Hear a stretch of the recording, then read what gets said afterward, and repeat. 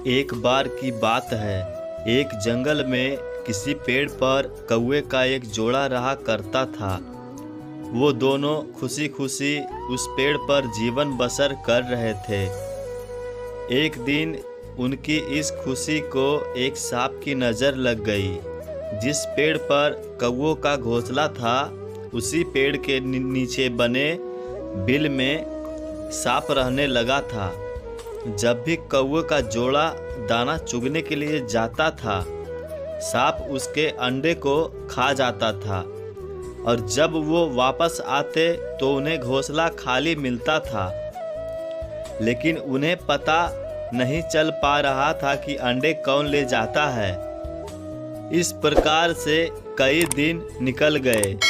एक दिन कौवे का जोड़ा दाना चुग कर जल्दी आ गया, तो उन्होंने देखा कि उनके अंडे को बिल में रहने वाला एक सांप खा रहा है। इसके बाद उन्होंने पेड़ पर किसी ऊंचे स्थान पर छुपकर अपना घोंसला बना लिया। सांप ने देखा कि कौवे का जोड़ा पहले वाले स्थान को छोड़कर चला गया है, लेकिन शाम होते ही दोनों वापस पेड़ पर आ जाते हैं। इस प्रकार कई दिन निकल गए।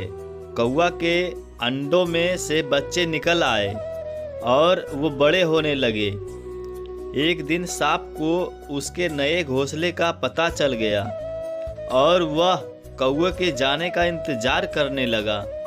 जैसे कौवे घोंसला छोड़कर गए, सांप उनके घोंसले की ओर बढ़ने लगा, लेकिन किसी कारण से कौवों का जोड़ा वापस पेड़ की ओर लौटने लगा।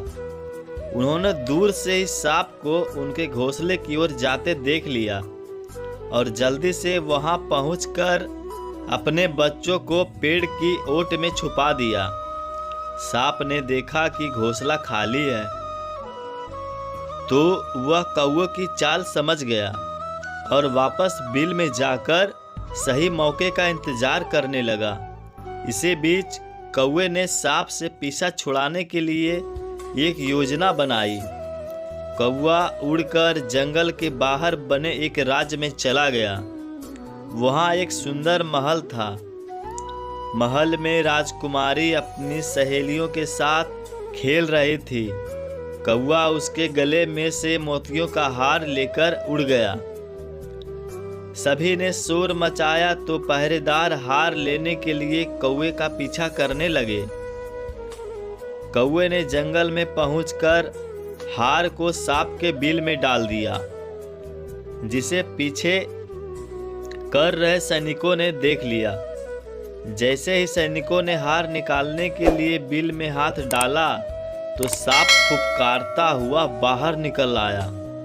सांप को देखकर सैनिकों ने तलवार से उस पर हमला कर दिया, जिससे सांप घायल हो गया और अपनी जान बचाकर वहां से भाग गया। सांप के जाने के बाद कौवा अपने परिवार के साथ खुशी खुशी रहने